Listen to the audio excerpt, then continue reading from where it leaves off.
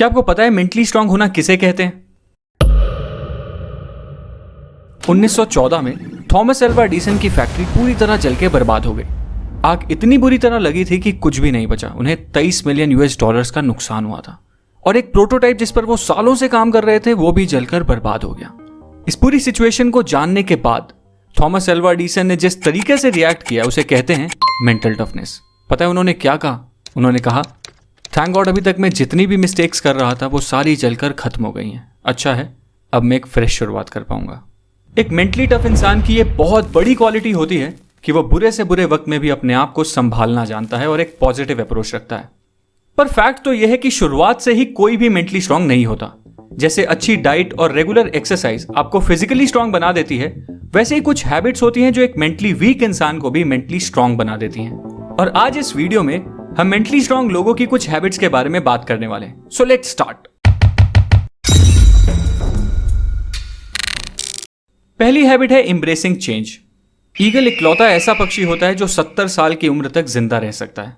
पर इस उम्र तक जिंदा रहने के लिए हर ईगल को एक बहुत मुश्किल डिसीजन लेना पड़ता है, क्योंकि 40 साल तक जिंदा रहने के बाद एक ईगल के पंजे इस लायक नहीं रहते कि वो उन पंजों से कोई शिकार आसानी से कर पाए। उसके पंजे कमजोर हो जाते हैं और इतने लचीले भी नहीं रहते। और तो और उसकी तीखी और लंबी चोंच भी काफी मुड़ जाती है और उसके पंख इतने मोटे हो जाते हैं कि उड़ान भरना भी मुश्किल हो जाता है। और 40 साल की उम्र में यही वो टाइम होता है जब एक ईगल के पास सिर्फ 2 ही ऑप्शंस होते हैं।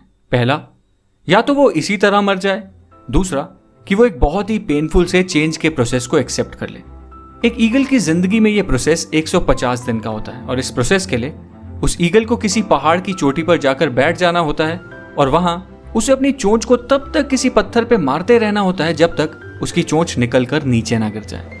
और चोंच के अलग हो जाने के बाद एक ईगल फिर नई चोंच के उगने का इंतजार करती है। जब नई चोंच उग जाती है तो उस तीखी और मजबूत चोंच से फिर वो अपने पंजे उखाड़ देती है और फिर से नए पंजों के उगने का इंतजार करती है। जब उसके नुकीले से नए पंजे वापस आ जाते हैं तो फिर वो उन पंजों से अपने पुराने से मोटे पंख भी नोच लेती है ताकि नए और हल्के पंख उग पाए।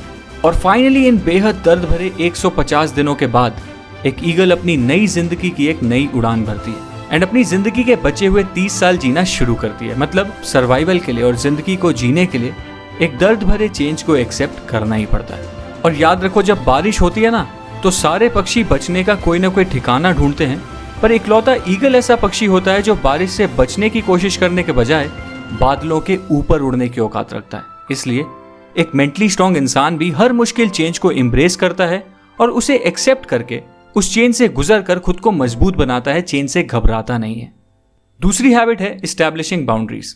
याद करो लास्ट टाइम ऐसा कब हुआ था जब आपको कोई ऐसा काम करना पड़ा हो जिसकी वजह से आपका पूरा शेड्यूल, आपका पूरा प्लान बर्बाद हो गया और बाद में आपको रिग्रेट हुआ कि काश तब आप उस काम को मना कर देते तो शायद आप अपने बाकी के इंपॉर्टेंट काम अच्छी तरह कंप्लीट कर पाते। अगर ऐसा आपके साथ अक्सर होता है तो सॉरी, आप शायद इतने मेंटली स्ट्रांग नहीं हो, क्योंकि एक मेंटली स्ट्रांग इंसान को उसकी बाउंड्रीज मतलब उसकी लाइन ऑफ कंट्रोल पता होती है। उसको पता होता है कि उसे किस काम के लिए नो बोलना है और किस काम के लिए यस, उसे किस कन्वर्सेशन का हिस्सा बनना है और किस कन्वर्सेशन का नहीं, उसे क्या खाना है और क्या नहीं।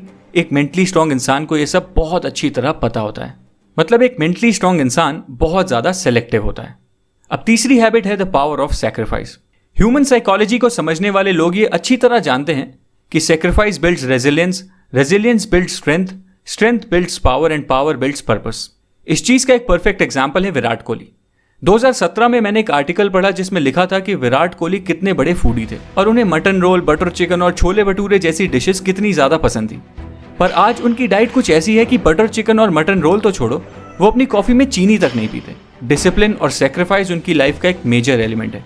एंड दोस्तों, कोई भी पर्पस बिना सैक्रिफाइस के पूरा किया ही नहीं जा सकता, चाहे वो सैक्रिफाइस बुरी एडिक्शंस का हो, जंक फूड का हो या सोशल लाइफ का। सैक्रिफाइस तो करना ही पड़ता है और मेंटली स्ट्रांग लोग ये सैक्रिफाइस करने से पीछे कभी नहीं हटते। चौथी हैबिट है एम्ब्रेसिंग फेलियर एंड मिस्टेक्स। अगर आपको लगता है कि इलॉन मस्क ऐसे आदमी हैं जो अपना हर प्लान सक्सेस को दिमाग में रखकर बनाते हैं, तो शायद आप गलत हो, क्योंकि स्पेसएक्स के प्लान्स के रिगार्डिंग उन्होंने एक इंटरव्यू दिया था और उस इंटरव्यू में उन्होंने कहा था that I want to be able to make sure that we have enough capital to survive at least 3 consecutive failures। और अगर आप इसे ध्यान से समझो तो इनका ये थॉट प्रोसेस क्लियरली एक्सप्लेन करता है कि मेंटली स्ट्रांग होने का मतलब सिर्फ ये नहीं है कि आप सक्सेस की तैयारी करते रहो, बल्कि मेंटली स्ट्रांग होने का मतलब तो यह है कि आप फेलियर्स के लिए भी उतने ही ओपन और रेडी रहो। अब 5वीं हैबिट है सेल्फ लव। एक बार मुझे ऑफिस में एक लड़का दिखा जो फिजिकली बहुत अट्रैक्टिव था और उसके फेस पे एक अलग सा ही ग्लो था। मुझे लगा शायद ये कोई न्यू ज्वाइनर होगा जिसने हाल ही में कॉलेज कंप्लीट किया है और अपनी कॉर्पोरेट लाइफ शुरू की है। फिर एज यूजुअल मेरा दिन शुरू हुआ और शेड्यूल के अकॉर्डिंग मुझे एक मीटिंग में जाना था। उस मीटिंग में पहले से ही वो लड़का बैठा हुआ था और जब मैंने उसे मीटिंग रूम में दोबारा देखा तो मैं थोड़ा कंफ्यूज हो गया। बट फिर मेरे मैनेजर ने अनाउंसमेंट की और बताया कि इस मीटिंग के लिए हमने एक गेस्ट को इन्वाइट किया है जो हमें प्रोसेस रिलेटेड एडवाइस देने वाला है, और वो गेस्ट बिजनेस की एक यूनिट का डायरेक्टर है। और पता है ये डायरेक्टर कौन था? वही यंग दिखने वाला लड़का। एंड उसके बाद जब मेरी उस डायरेक्टर से बात हुई तो उसने बताया कि वो बिजनेस की एक बहुत ही क्रिटिकल यूनिट हैंडल कर रहा है और उसका शेड्यूल फुल पैक्ड रहता है, पर वो जब तक अपने दिन की शुरुआत में सबसे पहले अपनी फिजिकल हेल्थ और मेंटल हेल्थ पर काम नहीं कर लेता, वो अपने दिन के बाकी काम भी शुरू ही नहीं करता। For him his day starts with a practice of self love. And दोस्तों, वैसे सेल्फ लव प्रैक्टिस करने से आपकी सेल्फ एस्टीम और ओवरऑल मेंटल हेल्थ कई गुना इंप्रूव हो जाती है। इसलिए मेंटली स्ट्रांग बनने के लिए ये भी एक बहुत इंपॉर्टेंट हैबिट है। सो दोस्तों, ये थी कुछ 5 क्वालिटीज जो मेंटली स्ट्रांग लोगों में अक्सर देखी जाती हैं, और अगर आप भी मेंटली स्ट्रांग बनना चाहते हो तो आपको भी अपने माइंडसेट को कुछ ऐसा ही बनाना पड़ेगा। अगर आपको मेरी इस वीडियो का कंटेंट पसंद आया तो इस वीडियो को लाइक करना, मेरे चैनल को सब्सक्राइब करना और बेल आइकन दबाना फ्यूचर वीडियो अपडेट्स के लिए। Thank you.